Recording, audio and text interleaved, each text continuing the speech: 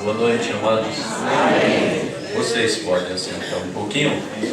Creio que hoje estamos aqui para comemoração, lembrança, recordação daquele maior dia para nós, não é? Vocês creem que foi o maior dia? Amém. Bem, nós temos aqui um testemunho, a nossa irmã Damas, Tereza Damas, ela nos conta a respeito de um testemunho que eu me lembro que ela pediu as orações lá no mês de novembro do ano passado. Ela constatou, fez um exame, foi constatado 2 nódulos nos seus seios, né? E ela disse que na hora desceu assim uma confiança, né, muito grande, e ela veio, oramos e marcaram o exame para o mês de janeiro de 2010, e houve isso, mais um exame, e resultado que eles adiaram, marcaram mais um exame para agosto agora. Foi o exame final e pela graça de Deus ela está curada.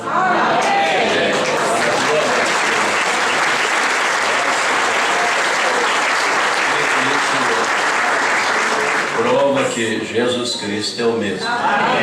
E prova que também é um povo que crê na cura divina e tem recebido o Espírito Santo, e o poder segue aqueles que creem. Bem, nós pedimos oração também aqui pelo pastor lá de Chicago, né, irmão Gabriel Vilas Lobo, que gostaria dessa ocasião de estar conosco, mas para ficar só na quarta-feira, e ele veio um pouco apressado, então ele disse que no momento eu também achei que era um pouquinho meio, né, difícil, ele veio meio rápido, mas ele deseja estar aqui um fim de semana conosco, e ele pede oração por si, pela sua viagem. Creio que a igreja lembrará dele em oração, né? Muito bem. Nós vamos aproveitar, temos aqui uma dedicação de criança. Vamos pedir ao irmão Gabriel Zaides e a sua esposa, que deseja dedicar sua pequena filha, né? Por favor, pode trazê-la, nós vamos cantar Vinde Menino. Vinde Menino, vinde a Jesus, Ele ganhou ofensas na cruz, aos pequeninos Ele conduz, ó vinde ao Salvador. Muito bem, aí está os pais, aí está a criança, né? A Beatriz, Beatriz Gília, a Vicente Zaides, desculpe, tem um nome aqui embaixo, eu não entendi bem. Pela graça de Deus, já é o segundo, né? Irmão Gabriel, devagarzinho está rompendo barreira, acompanhando o pai, né? Deus te abençoe. E ela também, né? Sempre tem os avós, né? Já tem alguns filhos, então tem que acompanhar um pouco na descendência. Vamos então, em nome do Senhor Jesus.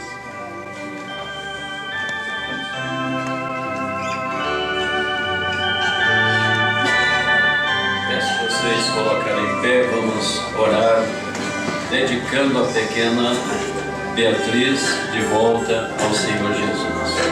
Pai Santo, reconhecemos em Ti o poder de Criador, único Criador que existe, sustentador de toda a criação, muito mais, ó Deus, daqueles que são Seus filhos, e aqui dos braços desses pais vem essa pequena criança, que eles traz para devolver ao Senhor, e como ministro do Evangelho, junto com esta igreja, nós devolvemos a pequena Beatriz para o Teu serviço. Pedimos que o Senhor a conduza na jornada da vida terrestre, E se houver uma manhã que ela encontre o Senhor naquele novo nascimento, ajuda os pais na criação e nós a devolvemos para uma vida de serviço. Ela fica dedicada para o teu reino, em teu nome, para a tua glória. Amém, Jesus. Glória, glória.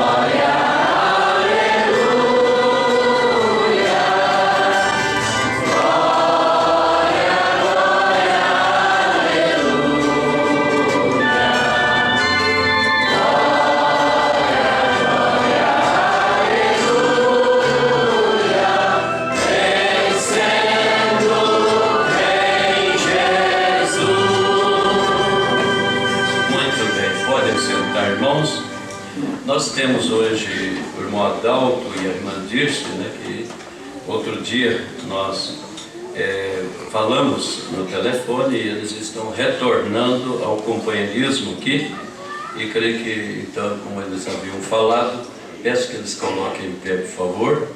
Irmã Dirce, irmão Adalto, está ali atrás, creio que a igreja recebe, não? O Senhor os abençoe, ajude a eles, que eles possam sempre estar no companheirismo do Espírito Santo. Graças a Deus. Eu creio que o irmão Abel, né, esposa, eu tinha até pedido para ela, se fosse possível, cantar junto com ele um hino, mas parece que ela está ali cuidando da pequena e quis adiar para adiante. Cadê o irmão Abel? Eu gostaria que ele desse, hoje de manhã tinha poucos irmãos, desse uma palavrinha aqui aos irmãos, uma saudação. Se ele desejar, ele canta um hino lá, e logo em seguida nós estaremos prosseguindo aqui. Louvado seja Deus. Hoje estamos felizes, temos um pedido de batismo. A irmã Anália Cordeiro. Por favor, irmã Anália, levante sua mão. Ela está lá atrás. Deus te abençoe pela sua decisão. A igreja está feliz com isso? Amém. O Senhor a abençoe.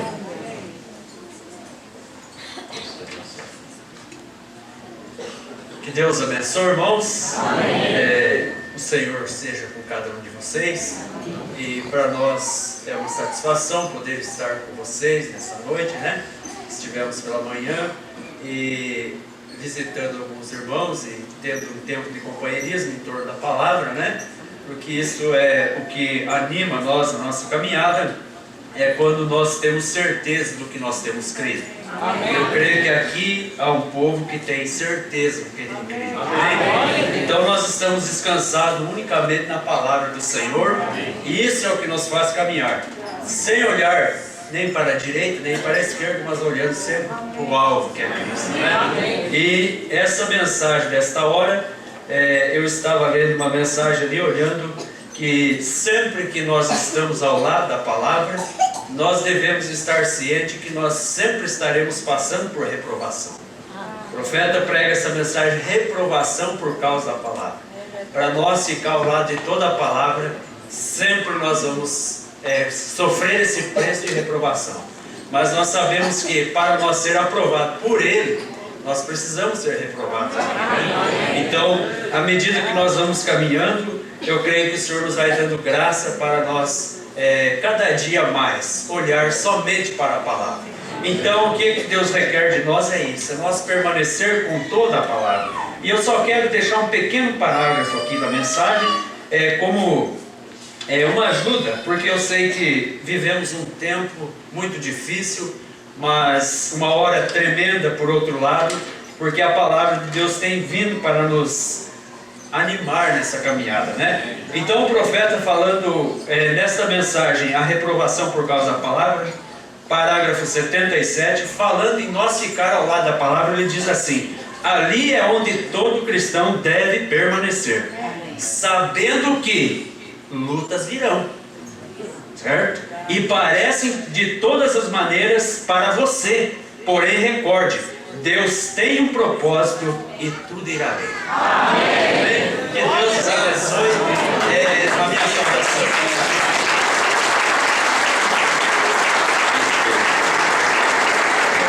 Deus não é autor de frustração. mas de paz. Tudo que Ele faz é com propósito. Vocês creem? Nós vamos ler aqui as Escrituras. Em 1 Coríntios 11, verso 17 em diante, eu gostaria então de ler com vocês, esperando que o Espírito Santo dirija uma porção nessa noite, nós saiamos daqui abençoado, antecipando esse ato de comunhão. 1 Coríntios, capítulo 11, verso 17 em diante. Alguns versículos, assim está escrito: Nisto, porém, que vou dizer-vos, não vos louvo, porquanto vos ajuntais, não para melhor, senão para pior. Porque antes de tudo, ouço que quando vos ajuntais na igreja, há entre vós dissensões, e em parte eu creio. E até importa que haja entre vós heresias, para que os que são sinceros se manifestem entre vós. De sorte que quando vos ajuntais num lugar, não é para comer a ceia do Senhor. Porque comendo, cada um toma antecipadamente sua própria ceia. E assim um tem fome e outro embriaga-se. Não teis porventura casa para comer ou para beber? Ou desprezais a igreja de Deus e envergonhais os que nada têm? Que vos direi? Louvar-vos-ei? Nisto não vos louvo, porque eu recebi do Senhor o que também vos ensinei, que o Senhor Jesus, na noite que foi traído, tomou o pão e, tendo dado graça, o partiu e disse: Tomai e comei, isto é meu corpo que é partido por vós, fazei isto em memória de mim. Semelhantemente também, depois de cear, tomou o cálice, dizendo: Este cálice é o Novo Testamento no meu sangue. Fazei isso todas as vezes que beberdes, em memória de mim. Porque todas as vezes que comerdes este pão e beberdes este cálice, anunciais a morte do Senhor até que venha. Amém, Jesus. Até o verso 26. Que o Senhor acrescente uma bênção. Oremos. Eterno Deus, paramos aqui nesta noite esperando no Senhor, crendo na Tua grande graça, Senhor, e crendo que estamos na quietude em Tua presença, nesse santuário, esperando no Espírito Santo, e queremos estar aqui com reverência, respeito, temor da Tua presença, Pai. E sabemos que devemos estar, ó Deus, aquietados em nossos corações, ó Deus, em Tua santa presença, não só no santuário ao redor, e deixando-nos disciplinar, ou sendo disciplinado por Ti, nos disciplinando a nós mesmos frente à Tua presença, para que assim o Senhor venha falar conosco. Pois sabemos que o Senhor somente fala quando nós aquietamos, quando nós paramos, quando nós não estamos arrazoando, mas quando nós canalizamos naquele canal da fé e entramos na Tua augusta presença, então coisas serão ditas, vivificadas, e sairemos melhores do que temos entrado. Limpa nossos corações, ó Pai. Purifica nossas consciências de obras mortas.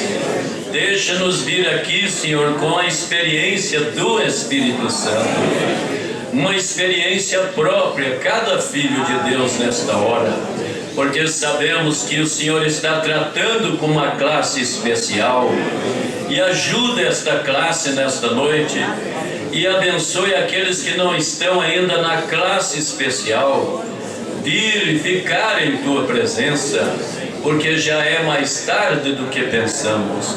Ajuda-nos a estar, ó Deus, em Tua presença e esperar em Ti para os Teus passos, no nome do Senhor Jesus Cristo, para a Tua glória. Amém, Jesus. Assentai-vos, irmãos. e eu vou passar alguma coisa que creio que vai ser de ajuda, de levantamento, e também pode ser que haja alguma correção, e eu creio que o Espírito Santo tem plena liberdade entre nós. Se Ele desejar, Ele pode exortar-nos, corrigir-nos, nos disciplinar, porque Ele é o dono da causa, o dono de nossas vidas. Ele é o que está aqui para nos ajudar. Vocês creem? E Ele só pode nos ajudar de acordo com a palavra deste dia, porque não existe nenhuma mensagem que prepara a noiva fora da mensagem do 7º anjo de Apocalipse 10:7. Não existe nenhuma mensagem que dá fé de rapto fora dessa mensagem. Não existe nenhuma mensagem que pode trazer comunhão perfeita fora desta mensagem. Não importa o quanto eu viesse aqui e trouxesse uma grande mensagem intelectual, ou usando Bíblia e mensagem, viesse com novas coisas, isso não vai preparar a noiva. Deus já tem seu programa. Vocês creem? E Ele está tentando chamar a atenção da noiva. Fique com a palavra desse dia. Então vamos regressar aqui à mensagem chave, ou a chave para a porta. Creio que todos nós sabemos que há uma chave que destranca a porta, não é? E essa chave é a fé. Se Deus te der esta fé, que não é de você, não vem por você se esforçar, mas é em você dar lugar a Ele, não é? Dar lugar à sua palavra, orar e dizer: Senhor, eis-me aqui, dê-me a fé, acrescenta a minha fé. Ele pode te dar. Então o profeta diz: agora só um momento antes de começar a ler sobre comunhão, eu desejo dizer algo, porque é sobre comunhão. E quando chegarmos neste altar, há somente uma maneira para chegar. Esta é, se segurarmos a chave da fé em nossas mãos, que nos faz saber que nossos pecados estão perdoados. Então há uma chave aqui para vir nesta noite aqui no altar, vir aqui para tomar ceia. Nós temos que ter certeza absoluta de que temos essa chave da fé, que nossos pecados estão perdoados. O cristão precisa ter esta certeza, que pela fé ele penetra diante do altar divino. Pela fé ele tem acesso, não é? Como diz as Escrituras, tenhamos confiança para entrar no santuário pelo sangue de Jesus. Então o profeta segue dizendo: se não temos aquela chave para abrir aquela porta, que nossos pecados são perdoados, não temos nada a ver com a mesa do Senhor. Amém? Não, você não tem nada a ver aqui, se você não tem certeza absoluta que os seus pecados estão perdoados. Então nós precisamos hoje fazer um inventário. Estou eu perdoado? Os pecados? O sangue está por mim? Estou debaixo do sangue? Bem, porque aquele que come e bebe indignamente, comerá e beberá condenação para si próprio, não discernindo o corpo do Senhor. Agora, isto é verdade. Eu creio que todos nós sabemos que hoje é o Dia Nacional da Comunhão. Esse é o dia que todas as igrejas tomam comunhão. Falando da América do Norte, eles têm o Dia Nacional da Comunhão. É o dia da comunhão em toda a nação. Esta comunhão que estamos preparando para tomar tem sido a maior disputa de qualquer doutrina da Bíblia. Aquilo foi o seu Aquilo foi em sua primeira disputa na igreja primitiva.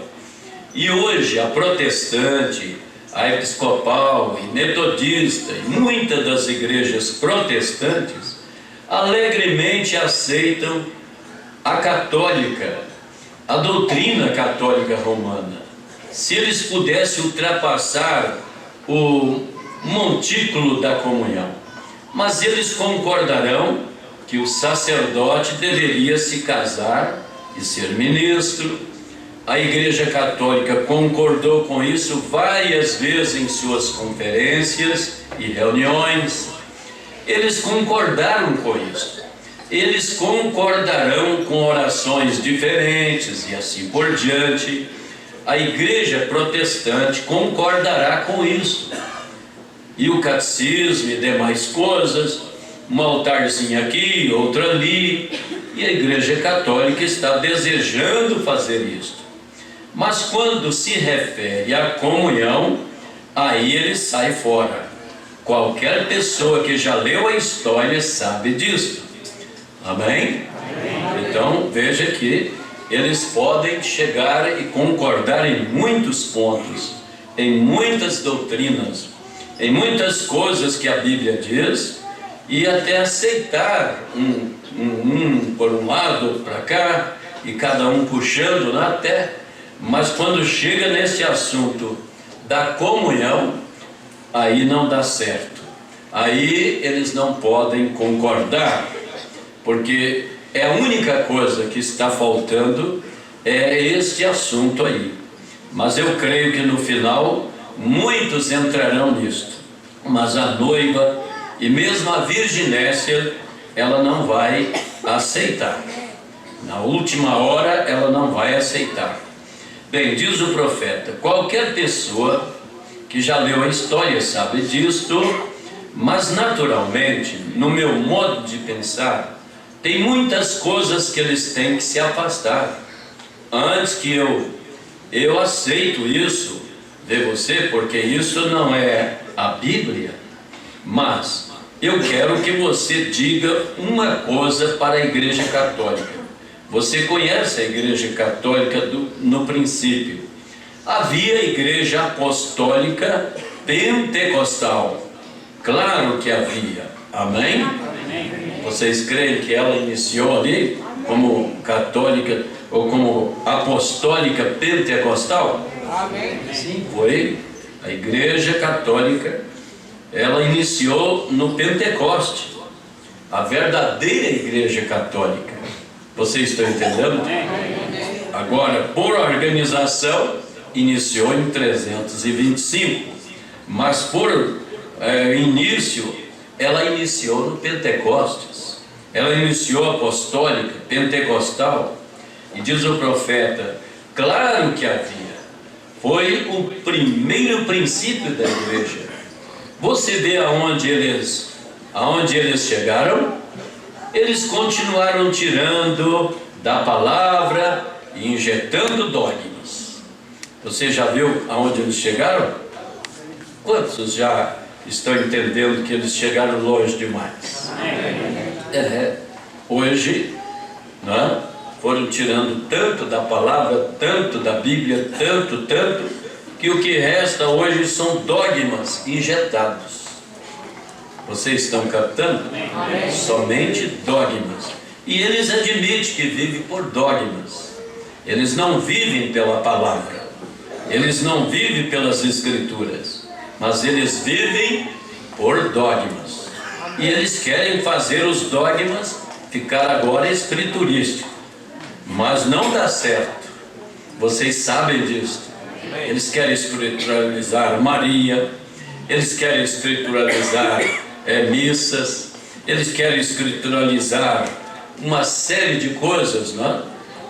Oração por defuntos, oração por santos, eles querem escrituralizar tudo isso, mas na verdade são dogmas, e eles continuaram tirando da palavra e chegaram somente injetando dogmas. E se a igreja pentecostal existisse por outros 100 anos, que já está chegando, não é? ela estará mais longe da Bíblia do que a Igreja Católica está hoje, pelo modo que ela está indo agora. Vocês estão captando? Ela já tem ido tão longe, a igreja chamada pentecostal, que eles admitiram tudo. Como diz o profeta, eles romperam as cercas, os bodes entraram e agora o mundo está dentro da igreja. Você pode ver isso, que eles admitem de tudo. E o profeta diz aqui que se ela levasse mais 100 anos, isso aqui foi no ano de 1962, e hoje já estamos aí há 40 e quase 50 anos, e ela começou 50 anos antes, então já tem praticamente quase 100 anos, e ela tem ido para esse lugar que está, abriu as portas, legalizou tudo. Hoje você não vê diferença mais. O chamado pentecostal é apenas por algumas línguas, algumas bênçãos e curas que está em todas as outras igrejas, porque eles exploram os dons, né, de cura divina, exploram e dizem que Deus dá prosperidade física, material, e dá mesmo. Vocês creem que temos um Deus que faz as pessoas prósperas? Ele é criador e sustentador de tudo. Mas conosco, com a igreja, com a noiva, ele trata diferente. Você sabe que aquele que ele toma por filho, ele disciplina. Ele somente nos dá bênçãos positivas e bênçãos na vontade perfeita. Porque se ele nos desse bênçãos só na permissiva, nós iríamos com o mundo também. Mas eu creio que a verdadeira igreja de Deus está condicionada às bênçãos, à obediência. Vocês creem? Bem, vamos seguir aqui. A igreja romana levou várias centenas de anos para se afastar disso, 300 anos da igreja primitiva, para organizar a igreja católica romana, aonde eles começaram. E eles apanharam, trazendo grandes dignatários e coisas, e eles cortaram isto e colocaram aquilo, e tiraram isto e colocaram aquilo outro, e tomaram ídolos pagãos e colocaram estátuas cristãs, e assim sucessivamente, simplesmente se comprometendo com aquilo, até chegar ao que são agora, a Igreja Católica Romana. E a Igreja Pentecostal Protestante dos 50 anos de existência, e onde ela caiu, de onde ela começou, ela estará em pior forma do que a Igreja Católica daqui a 100 anos. Amém? Então já está nessas condições, porque eles tiveram 50 anos de jubileu, ali por volta do ano 62, começou em 1911 por ali. Vocês se lembram? Digam amém. Amém. Na rua Azusa, e com mais 45 anos, já está quase 100 anos, e o profeta nos diz que ela se tornará pior, porque eles conhecem a Bíblia, conhecem a palavra. Vocês estão entendendo? Amém. E é pior conhecer e não obedecer. Isso é correto, isso é muito forte para se dizer, mas veja de onde eles caíram. Eles se organizaram imediatamente, eles se comprometeram com isto e aquilo e tudo mais, e aí vão eles, vem regredindo. Amém? Aí estão eles. Hoje, calças esportes para as nossas mulheres, mulheres de ministros, pastores, cabelos cortados, unhas pintadas, retocadas, saias rachadas. Isso é comum. Como diz o profeta, legalizaram tudo, a televisão, legalizaram tudo, não é? É tudo legal, é tudo permitido, faz como você queira, não é? E aí por diante. Agora diz o mensageiro: porém, a comunhão é chamado de ceia do Senhor. Agora, muitas pessoas, eles desejam tomá-la de manhã. A Bíblia não diz que aquilo foi o seu desjejum, não é? O café do Senhor, não é? Vocês estão entendendo? Não, a Bíblia diz ceia do Senhor. Vocês creem que a ceia, a janta, a ceia começa à tarde? Jesus assentou com seus discípulos à tarde, à noite. Vocês se lembram disso? Mas eles tomam e diz que é o desjejum do Senhor. E como essas pessoas hoje continuam a dizer a ceia do Senhor, eles cortaram a ceia e omitiram isso e chamaram isso de banquete. É um absurdo. Ceia. Hoje eles dizem: venha para o banquete, não? Venha para cá. Bem, vamos tomar hoje o banquete do Senhor. Irmãos, agora, sempre houve uma disputa no tempo bíblico. Foi uma disputa, então. As pessoas interpretaram mal a ceia do Senhor quando elas chegavam à mesa. Paulo falou aqui aos coríntios, eles chegaram a se embriagar na mesa do Senhor. Vê? Isso era mal interpretado antigamente.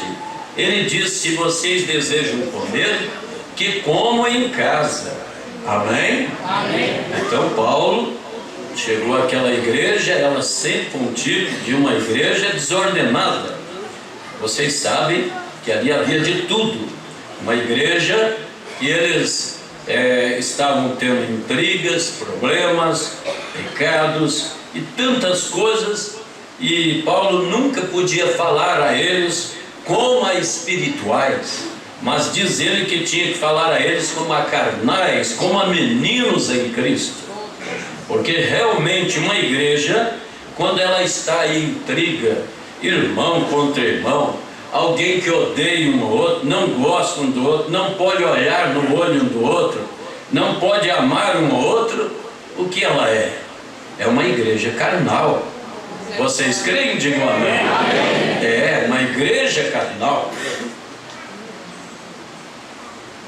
Em outra coisa que foi mal interpretado, foi que pecadores e homens vivendo em pecado e tomando a ceia, aquilo foi mal interpretado.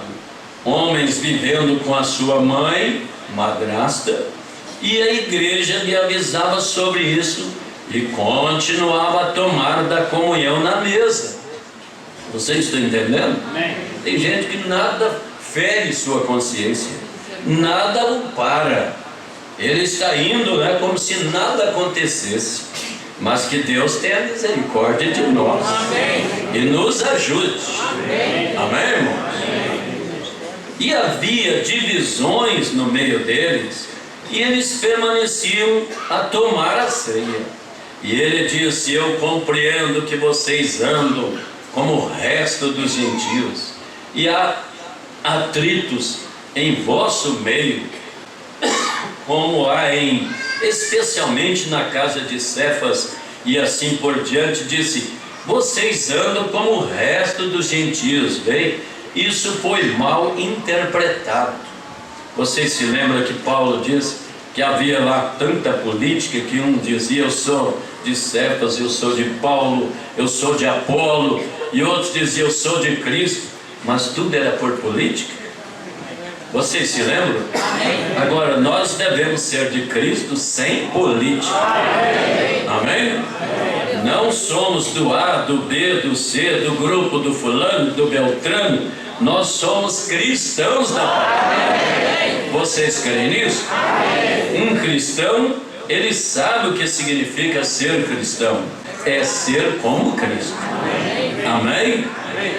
Bem, isso foi mal interpretado. A comunhão sempre foi mal interpretada. Agora, eu poderia seguir em frente com isso por horas e horas, porém temos que tomar a ceia e temos o lava-pés. Agora, eles simplesmente omitiram totalmente o lava-pés, exceto pouquíssimas denominações. Muitos dos pentecostais se afastaram completamente disto, vem? E isto permanece na Bíblia exatamente da maneira que isso foi escrito, vem você? Está bem clarinho, não precisa interpretação, é só ler São João 13, verso 4 em diante, amém? É somente ler 1 Coríntios 5, 10, é somente ler Gênesis 14, São João 8, está ali bem clarinho. Os filhos de Abraão devem fazer as obras de Abraão. Abraão, ele matou o cordeiro, ele deu a Melquisedeque, e ele também tomou pão e vinho, ele lavou os pés, amém? Ele é nosso Pai na fé. Vocês creem? E a Bíblia diz: se são filhos de Abraão, farão as obras de Abraão. E vemos São João falando a respeito, não é? São João 13, verso 4 em diante. Mas há tanta interpretação hoje. Eles dizem: não, mas você dá um ósculo, substitui, meu irmão, o lava-pés. Você dá um abraço, não é? Já substitui, porque um ósculo é de caridade, o lava-pés é uma coisa, não é? E aí eles têm tanta coisa para tirar o ato do lava-pés da igreja. Mas em verdade Jesus fez e disse: eu vos dei o exemplo, para que como eu fiz, façai vós também. E ele diz que não é o servo maior do que o seu senhor, e nem o enviado maior do que o que o enviou. Você crê que ninguém pode ser maior do que ele? Como pode hoje? Tem tanta gente maior, né? Como se lá não houvesse chulé, não houvesse poeira, não houvesse sujeira. Mas nós sabemos que Jesus praticou e não era para isso, não tinha nada a ver com isso. Você sabe que o lava-pés não é para lavar os pés ali, tirar a sujeira, não. Isso é um ato simbólico, amém? Que simboliza a humildade, a limpeza, amém? E muitas vezes nós não ficamos um pouco, pessoas que são naturais têm esses problemas.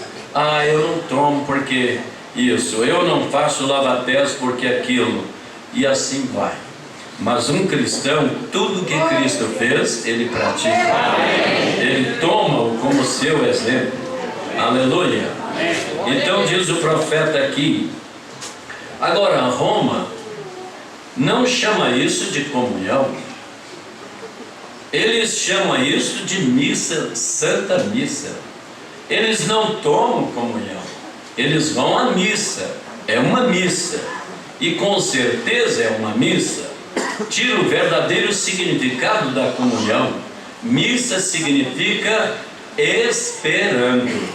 Eles vão à missa esperando que, fazendo isso na missa, que Deus os perdoará de seus pecados, tomando o corpo literal do Senhor Jesus Cristo, que o padre se refere ao corpo e o sangue, tomando aquilo, esperando que Deus omitirá seus pecados, fazendo tal coisa. É uma missa. Então isso é o que é a missa, não é? Significa que eles estão esperando, e eles tomam então o corpo literal. Você sabe o que quer dizer isso? O corpo vivo, o sangue vivo do Senhor Jesus, diz eles. Quando o padre ora ali Jesus dá um saltinho para dentro daquela hóstia, e ali é o corpo vivo e o sangue vivo. Vocês estão entendendo? Mas nós que temos revelação sabemos que o seu corpo, o corpo de Jesus, depois de sua morte, sepultamento e ressurreição, está no propiciatório intercedendo por nós. E quando ele sai de lá, então nós o receberemos a ele nos ares. Vocês creem? Amém. O profeta diz: aquele mesmo Jesus literalmente será recebido em nuvens de glória. Amém. Vocês creem que ele virá outra vez? Amém. E então nós veremos como ele é. Amém. Louvado seja Deus. Mas estão eles aí, não é? Alguns já tiraram até Jesus do trono e vão tomar santa ceia.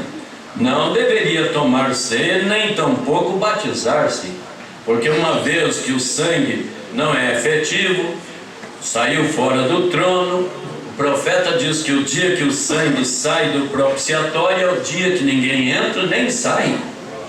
Então, para que ficar batizando as pessoas e tomando? Isso não funciona. Nós temos que permanecer com a palavra. Mas muitos já fizeram isso. Agora Roma chama isso de comunhão. Eles estão esperando. Bem, vamos um pouquinho mais adiante. Os protestantes chamam isso de comunhão. E comunhão significa ação de graça. Que o protestante, os católicos vão à missa, na missa espera que Deus perdoe as suas más obras. O protestante toma isso com ação de graça, por já haver sido feita a comunhão com Deus, tendo comunhão com Ele, a qual já está feita. O católico espera ser feita. Os protestantes dizem que já está feita. Os católicos querem saber se seus pecados estão perdoados, e os protestantes confessam que eles estão perdoados, que eles estão livres. A comunhão é ter comunhão com Deus. E esses símbolos que tomamos, não com esperança que nossos pecados sejam perdoados, mas eles estão perdoados. Amém. Quantos de vocês creem que encerrou tudo naquele dia? Não tem porquê nós seguirmos em dúvida. Se você tem algum erro, falha, confesse e deixe, aquilo te acompanha. Você crê que o sacrifício, o sangue nos limpa e nos purifica de todo pecado? Não tem porquê ficar em dúvida. E comunhão é uma coisa pessoal entre você e Deus. Amém? Por que isso? Um é esperança, o outro é fé. Um tem esperança de que ele está certo, e o outro sabe que ele está certo. Vê o outro. Um tem esperança porque ele não sabe aonde está firmado. O outro sabe que ele está certo porque ele sabe o que Deus disse. É isto, esta é a diferença. Então, quando você está simplesmente com esperança, tenha cuidado. Porém, quando você sabe, então siga em frente. Amém? Amém. Você está pronto a seguir em frente? Amém. Amém, Jesus. Siga em frente, diz o profeta. Vê? Então você está em comunhão com Deus. O protestante, ele diz que está perdoado e ele sabe disso. Os católicos têm a missa e espera ser perdoado. É exatamente assim. Um é um mendigo esperando que tudo esteja bem, vê? E o outro é um mendigo agradecendo pelo que já está feito. Ambos são mendigos. Amém? Amém. Vocês creem que estamos aqui dessa maneira? Amém. Vamos vir aqui não melhor do que outros, vamos vir como mendigos. Amém. Mas certo que ele já fez a obra. Amém. Dando graça por aquele dia no Calvário. Amém. Porém, um está mendigando, esperando obter aquilo, e o outro mendigo sabe que ele já tem aquilo, e ele agradece por ele ter lhe dado aquilo. Agora, aí está a diferença. Esta é a comunhão sem Senhor. Um espera ser perdoado e o outro sabe que ele está perdoado e ele agradece isso.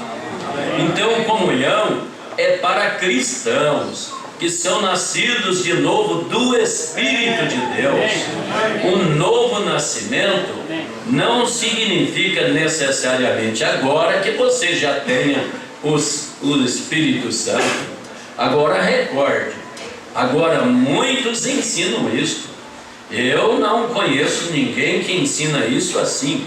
Como o velho Bright disse aquela noite no puta aqui, vê? Mas novo nascimento não é o batismo do Espírito Santo.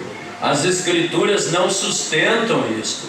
Eu não creio, vê? Do meu modo de ver isto, vê? Eu creio que você é nascido de novo aí. Amém? Amém. Vocês sabiam que uma coisa é nascer do Espírito e outra coisa é ser cheio do Espírito? Amém. Tem grande diferença. Uma coisa é nascer de novo, outra coisa é ser selado com o Espírito Santo. Tem grande diferença e nós precisamos entender essas coisas. Vocês creem que o cristão, quando ele vem, ele recebe a palavra, crê, é batizado em nome do Senhor Jesus, é santificado, ele entra, nasce de novo? Mas é um bebê, é um menino, é apenas, ele iniciou como um vaso agora, onde o Espírito Santo entrou, mas ele tem que mergulhar, ele tem que penetrar, ele tem que crescer nesse mesmo Espírito Santo. O profeta diz: esta é a razão pela qual realmente eu uso a palavra batismo no nome de Jesus Cristo, mas não para renascimento.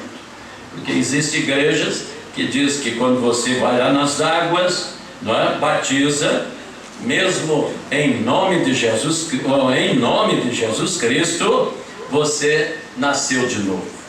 E muita gente segue isso. Eu nasci da água, eu nasci de novo, eu tenho um novo nascimento. Toma Romanos 6, onde diz que você vai ali, é sepultado com ele para, você sabe o que significa, você está indo para uma nova vida.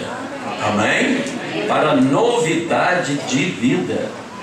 Não significa que você já está perfeito, não, Senhor. E o profeta diz aqui, veja, esta é a razão pela qual eu realmente uso a palavra batismo em nome de Jesus Cristo, mas não para renascimento. Agora os pentecostais, a igreja pentecostal unida, vocês sabem, são unicistas.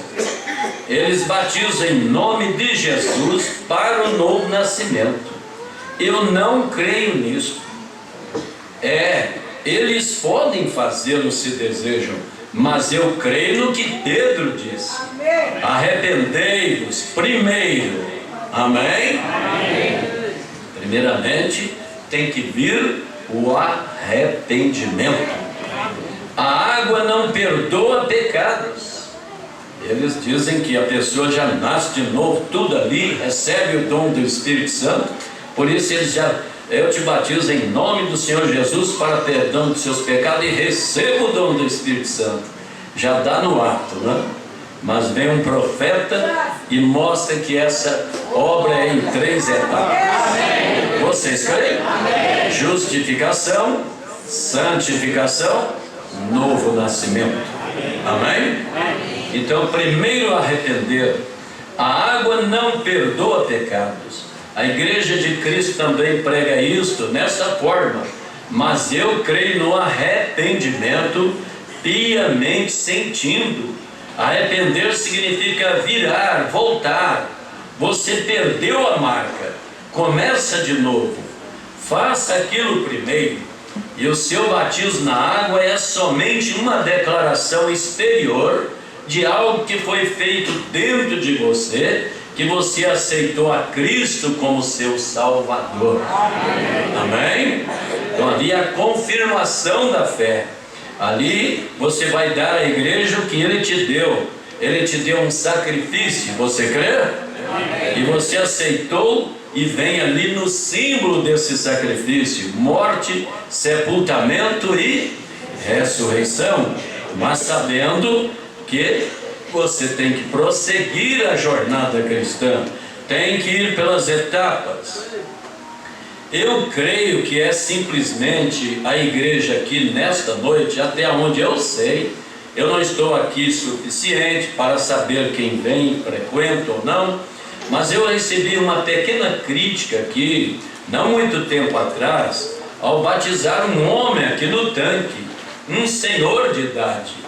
E eu cheguei até ele, e ele era um bom velho, um velho homem, e eu tive o privilégio de dirigir toda a sua família a Cristo. Todos eles são cristãos. E este velho era um bom homem, e eu gostava dele. Então eu cheguei para ele e ele disse: papá, por que você não se torna um cristão? Ele me ama. E ele disse: irmão Brana, eu me tornarei um cristão quando eu for suficientemente bom. Eu disse: eu vou lhe dizer o que fazer, papá. Você olha ao redor até descobrir um lugar onde você possa ser suficiente bom. Então me diga onde é esse lugar e eu quero ir também. Eu disse: Cristo nunca veio para salvar homens bons. Ele veio para salvar homens ruins, pecadores. Quando você pensa que é bom, então ele não veio para te salvar. Ele veio para salvar aqueles que ele sabe que são ruins. Você vê? Cristo morreu para salvar pecadores. Vê você? Eu disse: papá, não há uma linha bem aqui. Ele disse: bem, eu fumo esses cigarros. Eu disse: eu não vou nem mesmo falar sobre eles. Ele disse: eu já tentei parar, irmão Brana. Eu disse: está bem, nós não vamos falar sobre cigarros agora. Ele disse: bem, quando posso, eu disse: não fale mais sobre eles, deixa-os de um lado. Eu desejo te fazer uma pergunta. Ele disse: está bem, o que é? Eu disse: você crê que existe um Deus? Disse: claro, eu creio. Disse: eu creio nisso com toda a força. Penso eu, irmão Brana.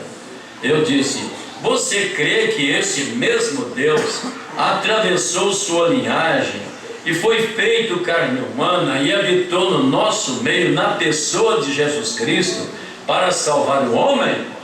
Ele disse: sim, eu creio nisso. E ele morreu para salvar pecadores como você e eu. Como somos, vê? Sim, eu creio nisto, disse ele. Eu disse: agora, é simplesmente assim. Estamos todos em um grande edifício aqui e estamos na cadeia. E eu não posso me colocar nesse canto e dizer: isso me ajudará a sair da cadeia. E ficar ali naquele canto e dizer: aquilo me ajudará a sair da cadeia. Estamos todos no mesmo dilema. Cada homem que nasceu neste mundo nasceu em pecado, formado em iniquidade. Veio ao mundo falando mentiras. Para começar, ele é um renegado. Amém? Amém? Vocês concordam com isso? Amém. Temos que concordar com a palavra de Deus. Nascido em pecado, formado em iniquidade, portanto somos renegados.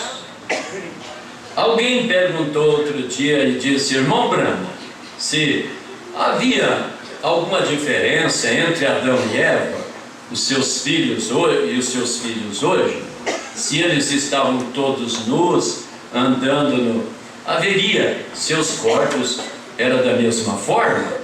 É uma pergunta para o profeta, não? Havia diferença entre Adão e Eva e os seus filhos hoje?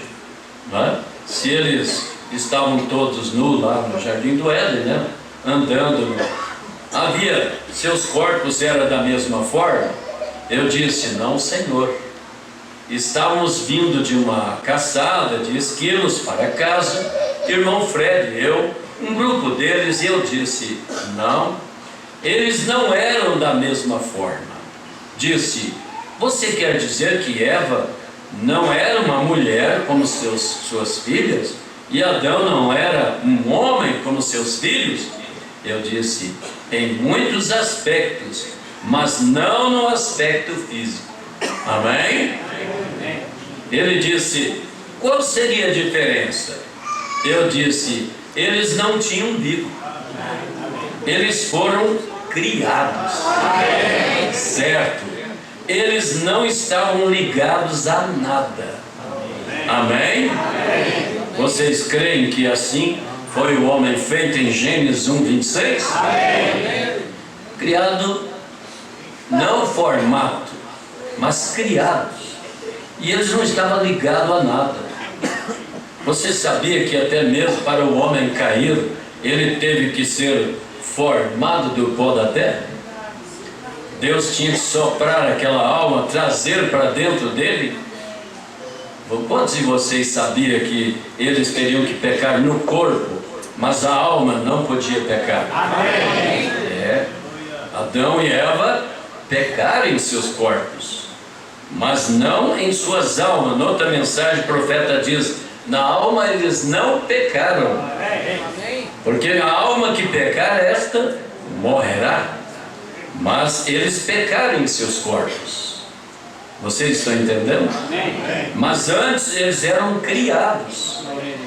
Eles não eram filhos pelo sexo, vindo pelo sexo. Deus, quando os formou, Ele o formou na imagem dos animais. E os animais têm umbigo, vêm da mamãe, alimenta pela mamãe. Não é assim? É assim ou não é? E desde que aquilo confirma tudo que nasce neste mundo, mostra que para começar é renegado. E isto é sério. Vocês creem que está confirmado que tudo que nasce neste mundo é renegado? A diferença é se não tiver umbigo, né? Se não alimentou por meio do cordão umbilical, então aí é diferente.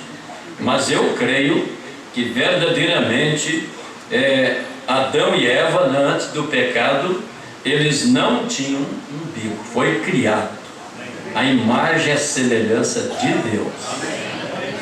Então eles não tinham umbigo, não estava ligado a nada, diz o profeta. E isso confirma que tudo que nasce neste mundo mostra que para começar é renegado. Isso é certo.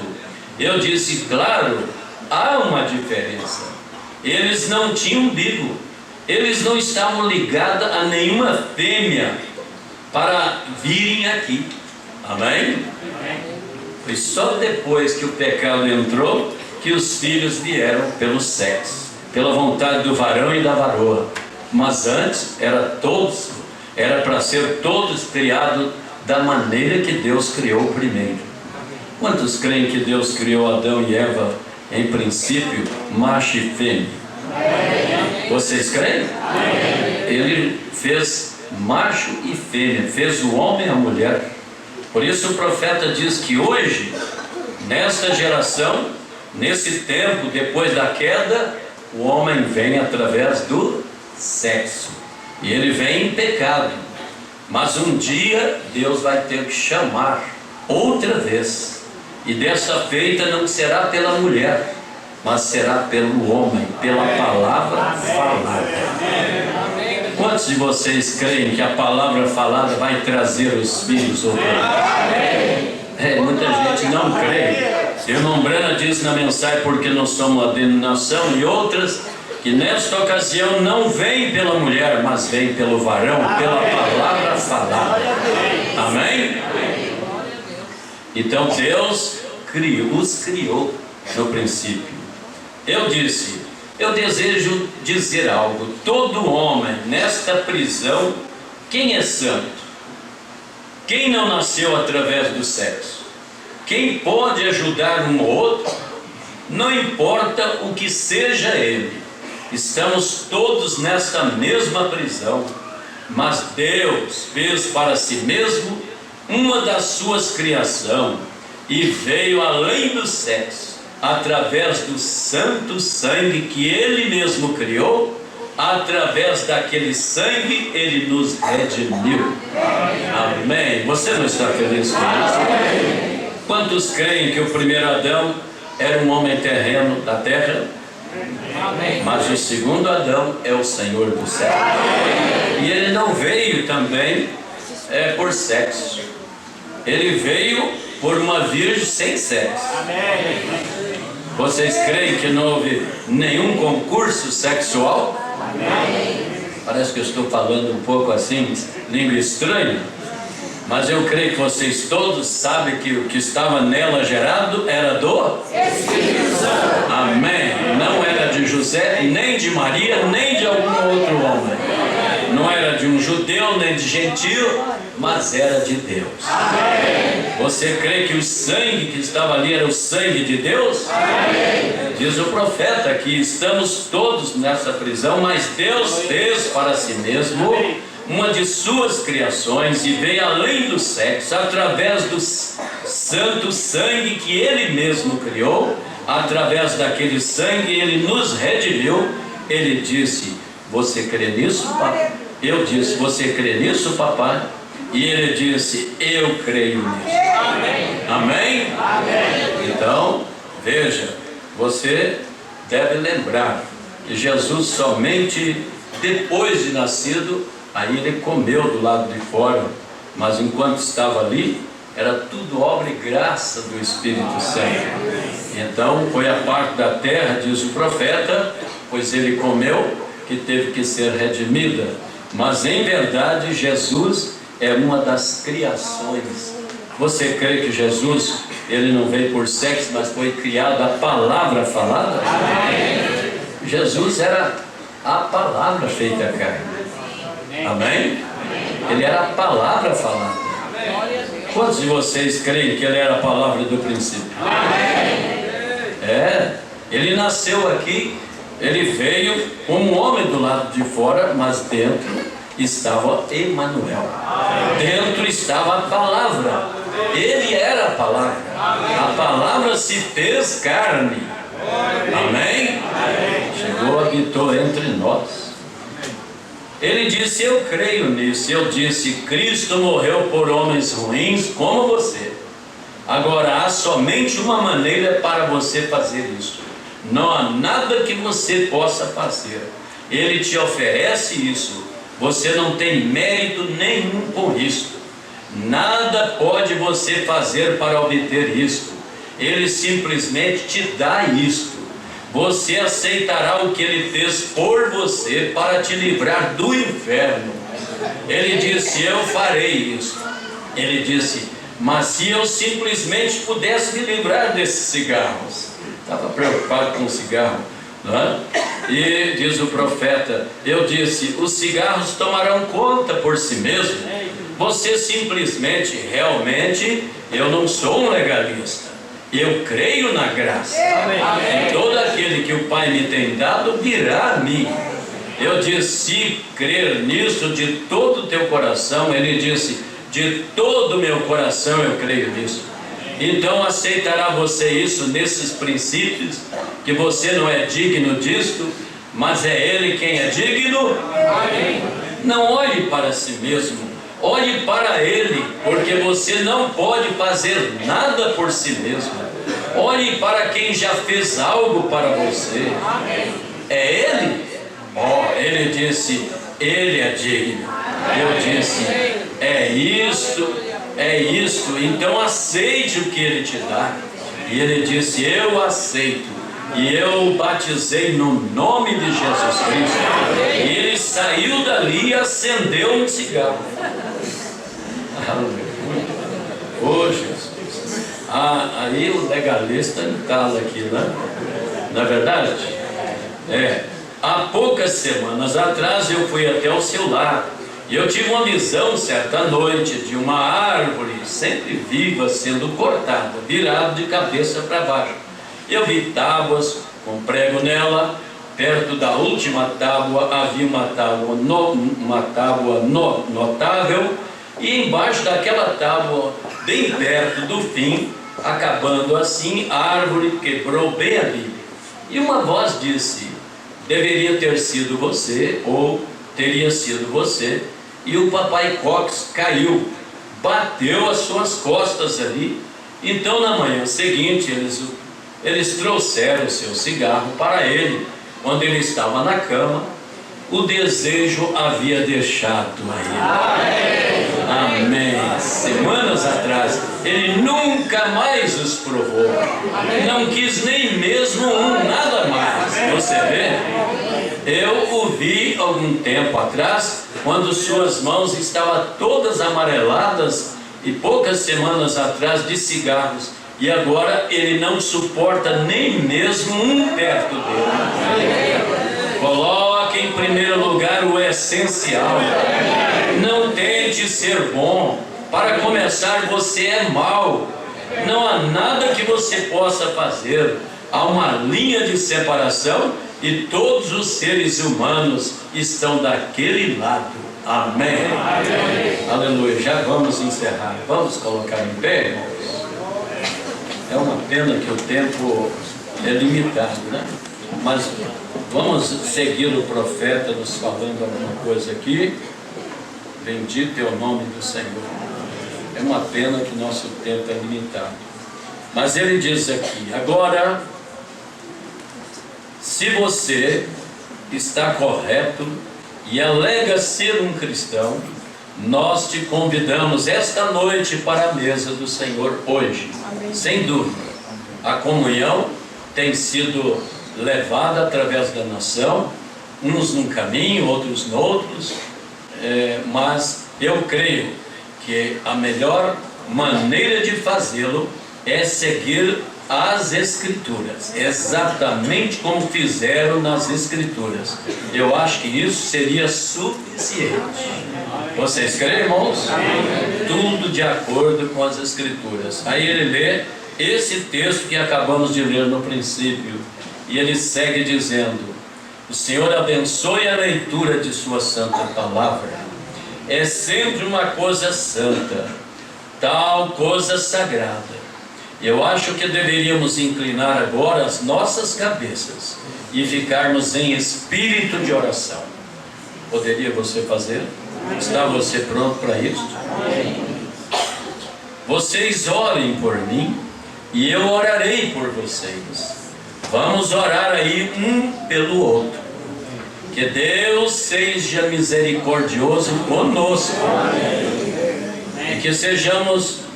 E que somos criaturas indignas, que estamos quase prontos para participar desses grandes sacramentos em memória da morte de nosso Senhor. O irmão Branham faz uma pausa para uma oração em espírito. Aleluia. Esta oração de confissão nós te oferecemos, nosso Pai, sobre o teu altar de ouro, como nosso sacrifício. Ó Senhor Jesus, pedimos isto em teu nome. Amém. Agora eu acho que os diáconos anciãos tomaram já os seus lugares aqui na frente, eles da igreja, e eles vão trazer as pessoas à medida que elas chegarem fila por fila para a ceia do Senhor. Amém, Jesus. Aleluia. Vamos cantar pensando nele, pensando naquele sacrifício. Bendito seja o Cordeiro de Deus.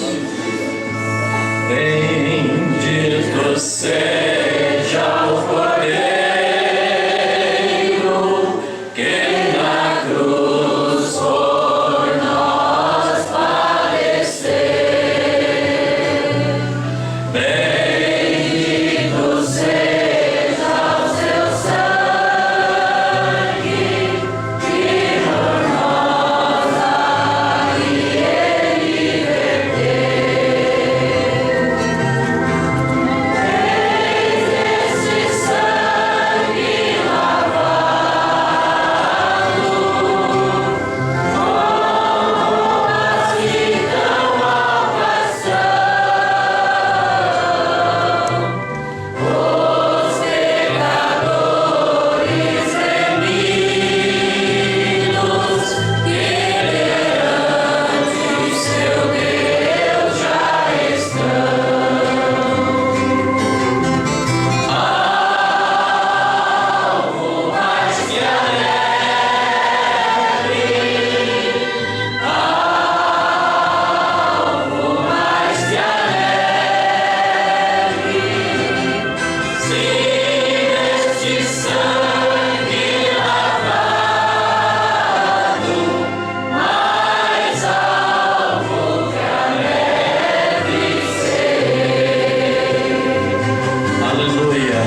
vamos inclinar nossas cabeças.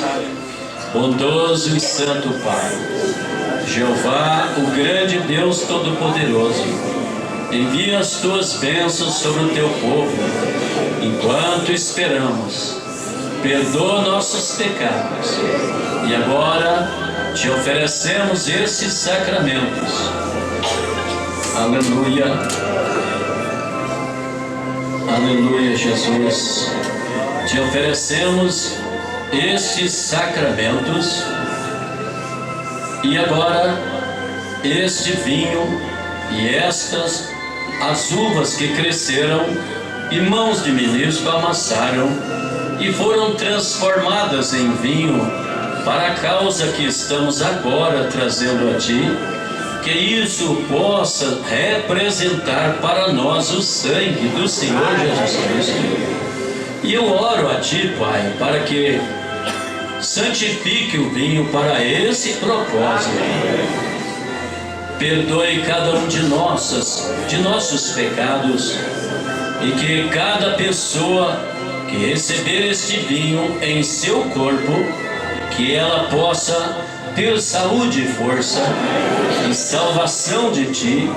Conceda isso, Senhor, pois pedimos em nome de Jesus. A Bíblia diz que Ele partiu o pão e abençoou, e disse: tomai e comei, isto é meu corpo que é partido por vós, fazei isso em memória de mim. E quando essas pequenas porções de pão já quebrado do cózer, o qual é feito sem levedo, é feito por cristãos, é feito porque isto representa o corpo de Cristo, nós compreendemos que foi os discípulos nos dias de Cristo ou da igreja que tomaram essas porções e prepararam a ceia, na última ceia de Cristo, através da Bíblia.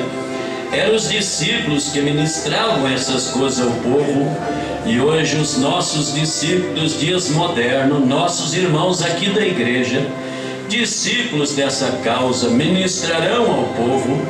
Eles tomarão essas porções e darão ao povo. E quando você receber esse pão, recorde, ele representa o Cordeiro. E muitos anos atrás, quando o Cordeiro de Israel era assado no fogo, era tomado com ervas amargosas, o povo tinha força, seus sapatos nunca se gastaram, suas vestes nunca se gastaram, através de toda a viagem até chegar em sua terra prometida. Que Deus possa conservar você com saúde e alegria, servindo até alcançar a terra prometida que Ele nos deu. Bondoso Pai Celestial, enquanto falávamos nesta noite daquele corpo santo e santificado do nosso Senhor, no qual habita toda a plenitude da divindade, quando lembro aquele corpo sendo pregado, quebrado e o sangue correndo em suas costas e costelas salientes, e os chicotes de um lado para o outro em suas costas, quando eu penso que este pão enrugado, batido, representa aquilo, isso brota em nossos corações. Nós colocamos nossos corações, Senhor, sobre o Teu altar esta noite. Perdoa-nos, ó Deus, e que este pão partido, quando chegar na boca destes Teus servos, que eles possam reconhecer que isso foi pelo precioso corpo que foi machucado, ferido, e pelas suas pisaduras fomos sarados. Conceda isto, Senhor. Santifica o pão kosher para o propósito do Teu serviço, pois pedimos no nome de Jesus Cristo. Amém. Isso não é uma comunhão fechada. Cada cristão, cada crente é bem-vindo à mesa do Senhor para ter companheirismo conosco. Amém, Jesus. Que o Senhor os abençoe. Pode assentar. E vamos à distribuição. Os diáconos, anciãos.